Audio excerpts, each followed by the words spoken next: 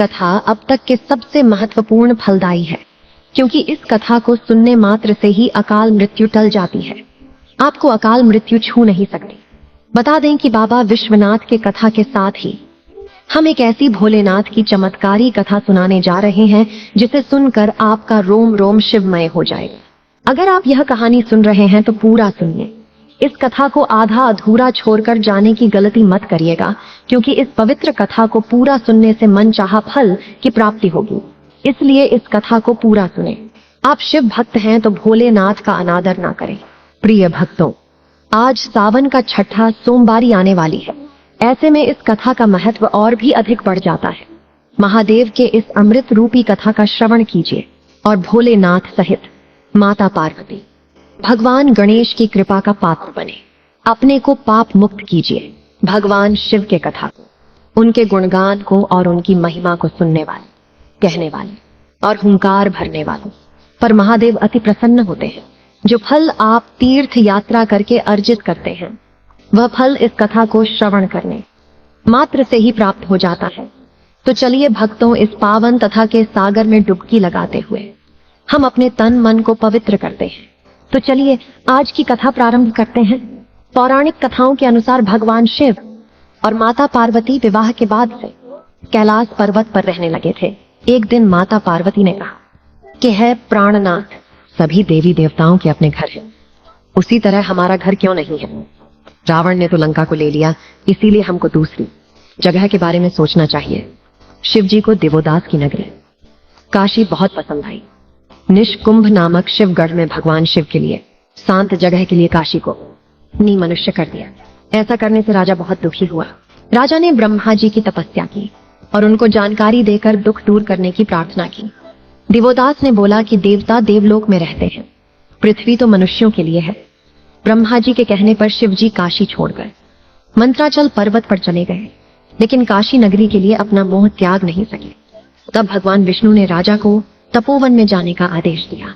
इसके बाद काशी महादेव जी का स्थायी निवास हो गया और यहाँ आकर भगवान शिव ने विशेश्वर ज्योतिर्लिंग के रूप में स्थापित हो गए। तभी से इन्हें काशी विश्वनाथ कहते हैं।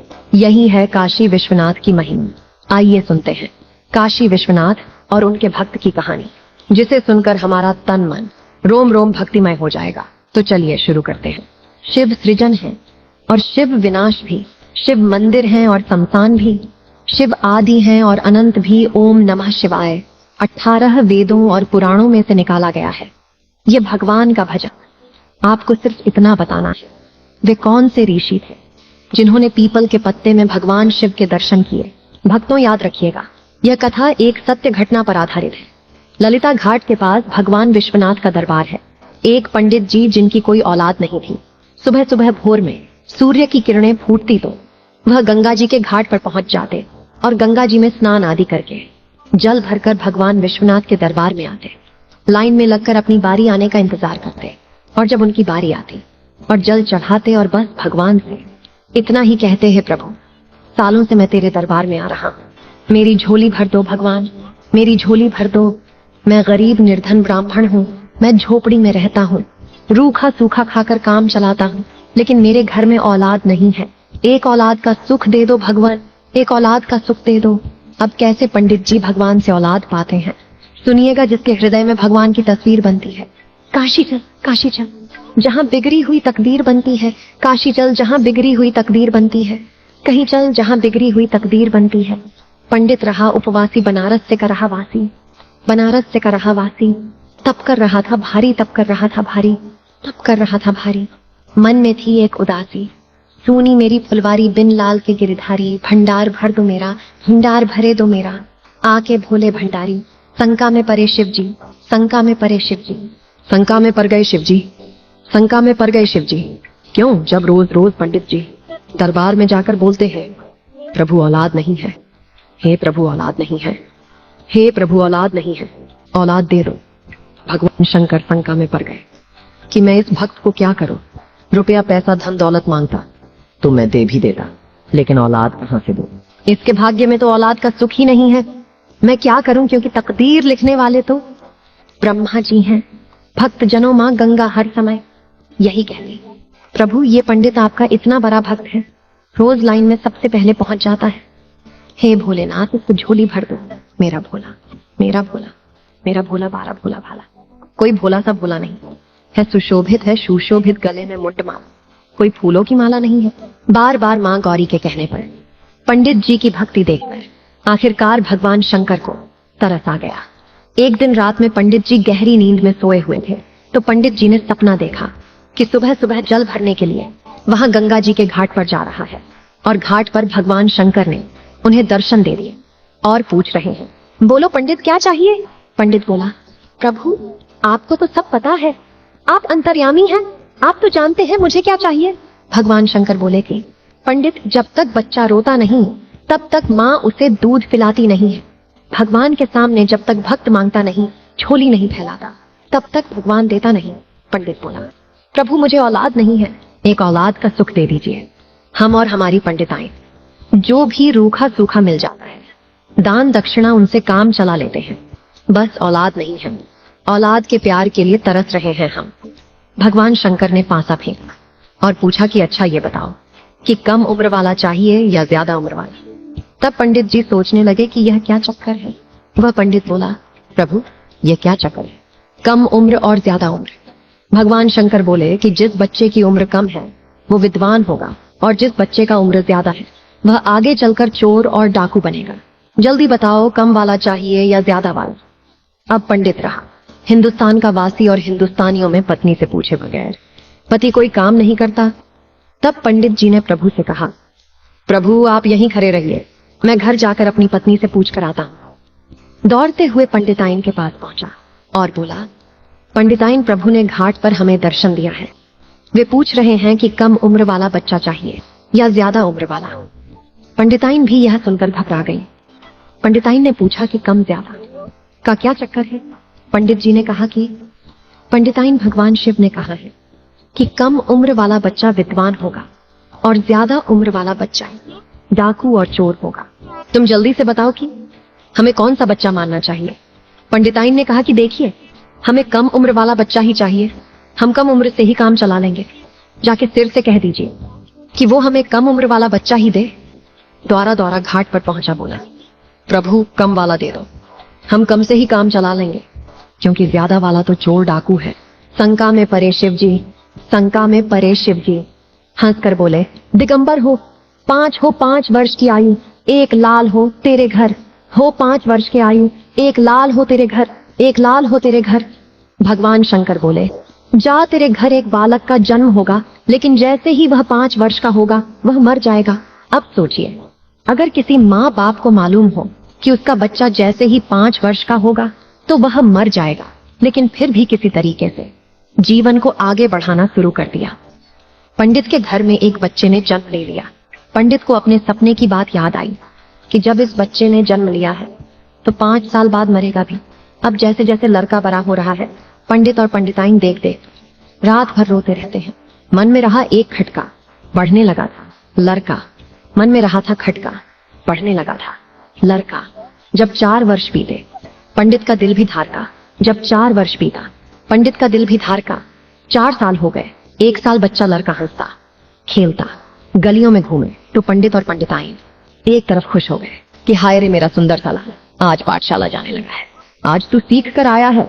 लेकिन हाय रे दुर्भाग्य न जाने कौन सी घड़ी में भगवान शिव ने 5 वर्ष दिए थे। 5 साल के उपरांत ये हमें छोड़कर चला जाएगा। 4 साल 11 महीने 29 दिन हो गए। अब लड़के के मरने में 1 दिन बाकी रह गया। जब लड़का सोया तो पंडित और पंडिताइन उसके सिरहाने जाकर बैठ गए और रोने लगे।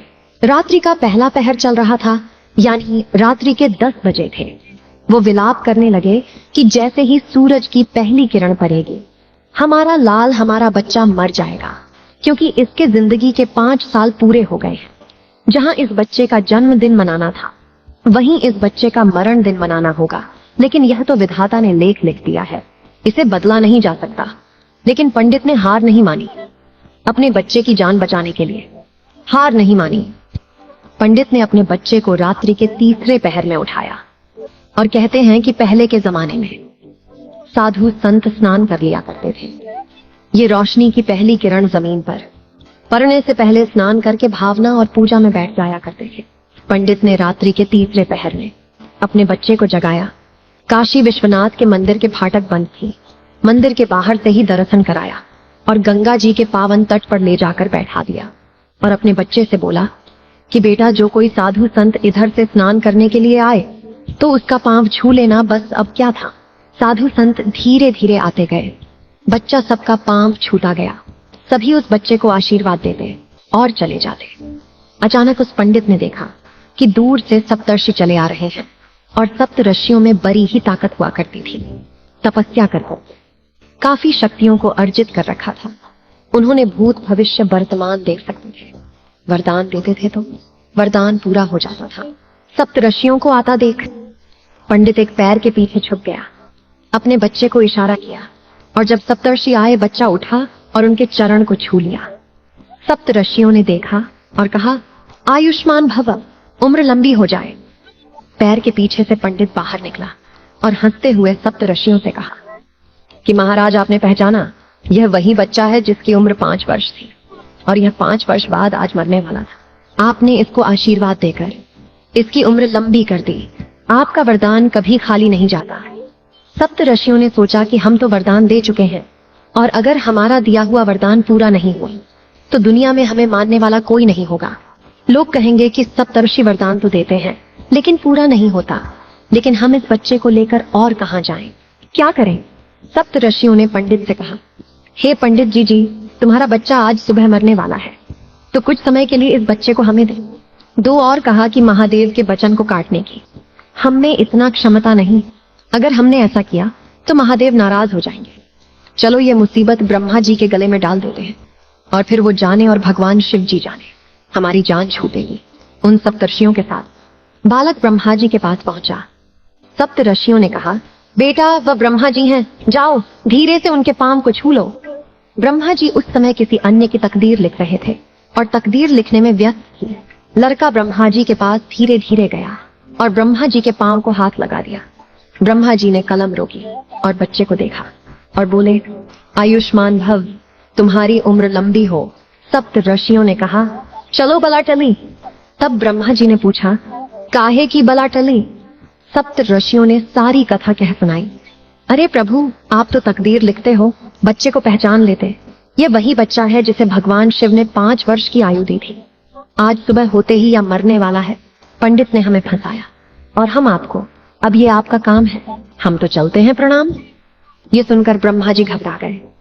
ब्रह्मा जी सोचे कि मैं भगवान शिव के वचन को कैसे काट सकता हूँ, ये तो मुझसे नहीं होगा।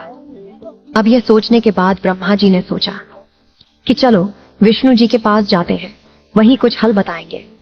अब ब्रह्मा जी उस बच्चे को लेकर विष्णु जी के पास जाते हैं। जब विष्णु जी के पास जाते हैं उस समय विष्णु जी स्वयं कर रहे थे, घोर निद्रा में थे। अब जब निद्रा में थे तो ब्रह्मा जी ने कहा, बच्चा जाओ, वो देखो भगवान विष्णु है, तुम उनके पैर छू लो। अब वह बच्चा धीरे से भगवान विष्णु के पास गया और उनका पैर छू लेता है। अब पैर को स्पर्श करते ही भगवान विष्णु का निद्रा भंग हो जाता है और वो जब देखते हैं तो बच्चे को आव न देखा, ताव तुरंत कह देते हैं, आयुष्मान भव, तुम्हारी उम्र लंबी हो। विष्णु भी है, घबराए अपना कदम बढ़ाएं। ब्रह्मा भी संघ में आए, सतो मुनि सीधा आए। ब्रह्मा जी संघ में आए, सतो मुनि सीधा आए। दौरे पीछे पीछे शंकर के पास आए, दौरे पीछे पीछे शंकर के पास आए। अब भगवान विष्णु ने सोचा, यह तो बहुत गड़बड़ हो गया। मैं तो स्वयं कर रहा था और निद्रा में मैंने ध्यान नहीं दिया और इस बच्चे को आयुष्मान होने का वरदान दे दिया। अब भगवान शिव के वचन को मेरे अंदर टालने की और काटने की क्षमता नहीं है। इसके लिए मुझे भगवान शिव के पास ही जाना होगा। अब विष्णु जी सप्तऋषि और ब्रह्मा जी के साथ उस बच्चे को लेकर शिव जी के पास जाने लगते हैं। उस समय भगवान शिव जी कैलाश पर्वत पर धुनी रमाए थे और अपनी मस्ती में मग्न। तब विष्णु जी ने कहा, हे बच्चे, हे पुत्र, सामने देखो शंकर भगवान है, तुम जाओ धीरे से उनके पांव को छू लेना।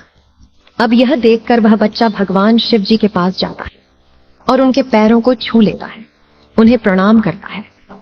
अब इतने में भगवान शिव की आंखें खुल जाती हैं, अपने ध्यान से बाहर आते हैं। उन्होंने झट से उस बच्चे को कहा, आयुष्मान भव, तुम्हारी उम्र लंबी हो। ब्रह्मा और विष्णु जी ने भगवान शिव से कहा, हे भोलेनाथ, आपने ही इस बच्चे को 5 वर्ष की आयु दी है, कम से कम अपनी आंखें खोल के ठीक से देख तो लिए होते। आपने देखा नहीं, आप बच्चे को आशीर्वाद दे दिया। अब भगवान आपका आशीर्वाद आपके ही पास, आपने ही इस बच्चे को 5 वर्ष उम्र दी थी। अब आप जानिए।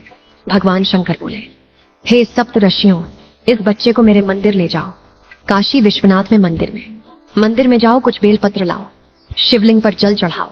मंदिर में गया, लड़का लेने मुराद मन का। यमराज आए, जोरों से दिल है लड़के का धड़का। भगवान शिव ने कहा कि मेरे मंदिर में चले जाओ, मेरे शिवलिंग पर अर्पित करो। जैसे ही लड़का मंदिर में गया, बेलपत्र चढ़ाया, सुबह की पहली किरण धरती पर पड़ गई और यमराज ने लड़के के प्राणों को हरने पहुंच गए। काले वर्ण वाले यमराज को देखकर छोटा सा बच्चा डर गया और उस बच्चे ने अपने दोनों हाथों से शिवलिंग को अपने अखबार में भर लिया।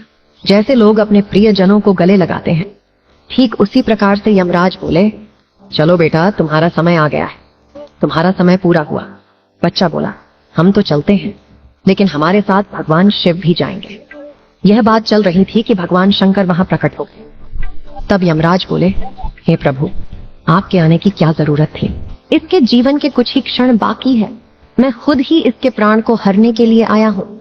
शिव जी बोले कि हे यमराज, इस पृथ्वी के लेखन के हिसाब से, ब्रह्मा जी के लेखन के हिसाब से शिव का एक दिन करोड़ों वर्षों के बराबर होता है, तो जोरो 5 वर्ष के हिसाब से बच्चे की उम्र कितनी वर्ष हुई? यमराज जी के पास इतना समय कहा था कि वह जोर ना घटाना करते। भैंसा घुमाया और चले आए। प्रयागराज में राजा अकबर का एक किला है जिसके अंदर अक्षय ब्रिज है। उसी अक्षय ब्रिज के पीपल के पत्ते में भगवान शिव ने इस बच्चे को दर्शन दिए और उस बच्चे ने 18 वेद पुराणों में से एक पुराण मार्कंडेय पुराण को लिखा और उसका नाम मार्कंडेय है। वह बच्चा और कोई नहीं मार्कंडेय थे, जिन्होंने स्वयं मृत्यु को पराजित कर दिया, और इन्होंने ही मार्कंडेय पुराण की रचना की थी और इनके द्वारा ही महामृत्युंजय मंत्र का उच्चारण किया गया था। इन्होंने ही महामृत्युंजय मंत्र को दिया है। तो यह कहानी सत्य घटना पर आधारित थी। इस वीडियो को बोलते समय कोई त्रुटि हो तो मैं क्षमा चाहती हूँ। उम्मीद है आप सभी को यह वीडियो अच्छी लगी होगी। अगर आप शिव के सच्चे भक्त हैं तो चैनल को सब्सक्राइब और वीडियो को लाइक करके कमेंट में हर हर महादेव लिख दीजिए।